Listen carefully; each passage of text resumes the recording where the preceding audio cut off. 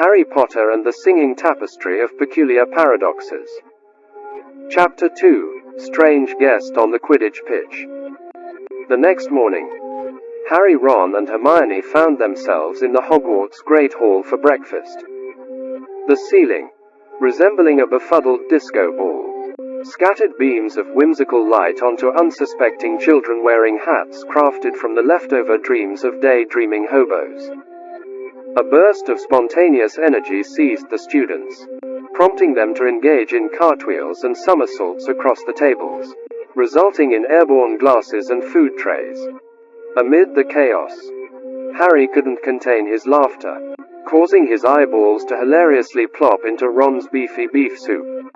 A perplexed Ron, addressing Harry's floating eyeballs, remarked, "Harry, your eyeballs have a peculiar way of making stubby conversation." Suddenly Hermione spontaneously combusted and, turning to Ron, asked with an element of worry, "Ron, do I have something on my face?" Now with Harry's eyeballs in his mouth, Ron casually quipped, "4 eyes are better than 3 legs." Frustrated, Hermione yelled at Ron, "Ron, your teeth wiggle like flobberworms when you laugh." Harry tried to sip his pumpkin burrito, but his floating legs seemed to have developed a knack for somersaults and random karate kicks. "Oi, Harry, looks like your flappy legs are playing wormsy doodle," Ron quipped, trying to grab one of the rogue limbs as it twirled past his plate. Hermione rolled her eyes. "Honestly, must you two always find new ways to turn breakfast into a fancy hat party?" Ignoring Hermione's exasperation, Harry replied, "It's Dumbledore's beard, you know. Yesterday it whispered something about time-traveling pickles that know secret handshakes." Ron, with a mouthful of Harry's eyeballs, chuckled, "Dumbledore's beard is a regular tour guide for Wily Willies." Harry laughed at Ron's clever quip. Then Ron laughed, proud of how clever he was. Then Harry laughed some more, letting Ron know how much he enjoyed his clever joke. And then Ron laughed even harder, delighted by how much joy his cleverness brought to his friend. Harry and Ron continued laughing at how clever Ron's clever remark was, until they were interrupted by Luna Lovegood. "Hello, Harry. Have you ever wondered if tomatoes dream of becoming a cloud made of gassy goose butter?" As Luna drifted away, Ron laid his head down in Harry's lap and said, "You're my best friend, Harry." Pleased to hear Ron say this, Harry replied, "You're my best friend too." Suddenly, Professor McGonagall appeared out of nowhere and declared, "I have an announcement."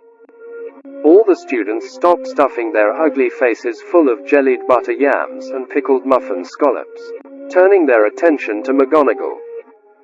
She continued, "Professor Dumbledore was found hiding beneath a student's bed last night as a silly prank.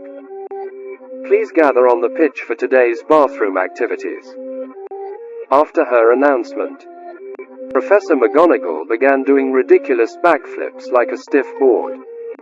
The trio exchanged glances, curiosity piqued by Dumbledore's silly prank.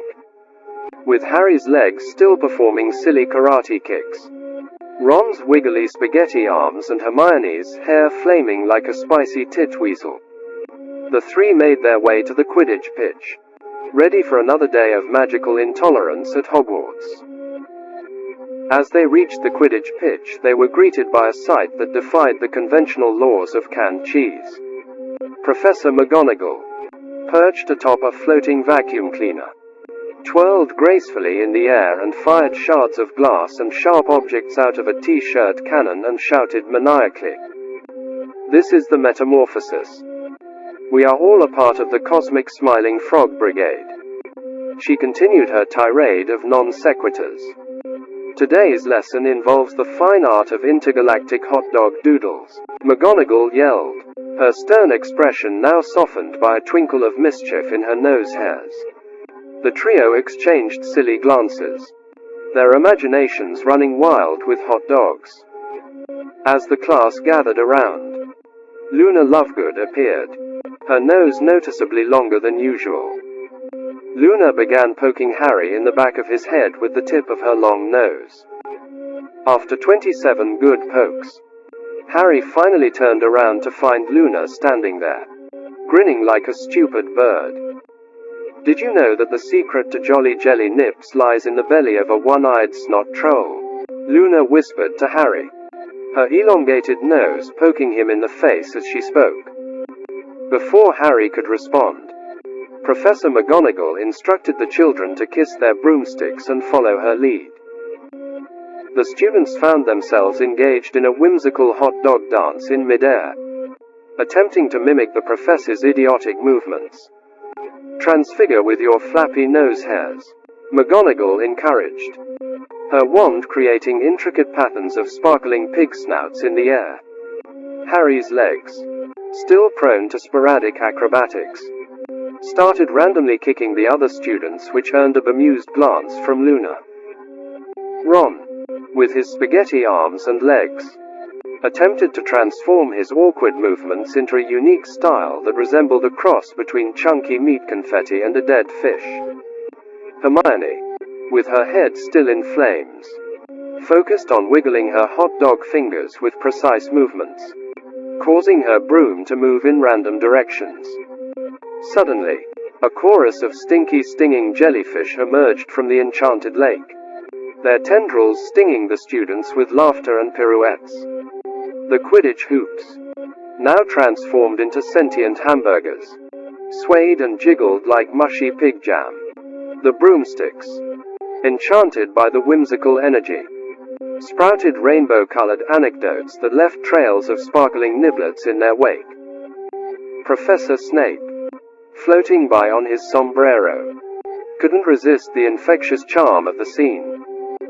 He started writing hot dog poems as he found himself spinning wildly like the tickled tulips do when the chubby sparkle bees nip at their petals. Even the enchanted paintings on the castle walls joined the spectacle. Wizards and witches from centuries past emerged from their frames, engaging in a waltz of hot dog elegance. A mischievous portrait of Sir Cadogan attempted a reverse moonwalk, while the fat lady started break-dancing in delight, her frame jiggling like a boiled potato. Amidst the surreal dance, Luna Lovegood's quasar hat emitted radiation that not only formed intricate hot dog patterns but also caused unsuspecting students to turn into various animals and objects, such as a pineapple with a moustache and googly eyes, an accordion-playing duck, and the letter C with a mouth that just kept saying, C, C, C, over and over. Playful pixies made of confetti and smelly popcorn farts nipped at their noses. Remember, magic is not just in the butt, it's in the dance of stupid, ugly clowns, Professor McGonagall declared. A peculiar creature emerged from the depths of the Forbidden Forest, a gargling gargle fish, seemingly drawn to the magical spectacle. It swam in mid-air, belching harmoniously with the rhythm of the broomstick ballet. Professor McGonagall, embracing the unexpected addition, twirled her tits, incorporating the gargling gargle fish into the choreography. The students followed suit, creating a spellbinding and stupid tit-twirling collaboration. As the broomstick ballet reached its crescendo, the gargling gargle fish emitted a burst of slimy gutter slugs into the air, and everyone laughed at how stupid the gargle fish looked. Except for Hermione, who mumbled loudly to Ron, who was spinning in circles as his spaghetti appendages flailed and wiggled uncontrollably. I think the mystical creatures of the Forbidden Forest have an affinity for enchanted pickles. The students descended to the ground, their robes now adorned with cosmic hot dogs and gutter slugs. Professor McGonagall, now dismounted from her vacuum cleaner, made duck lips and winked at the class. Transfiguration isn't just disco unicorns, she said with her rubber mouth, winking over and over.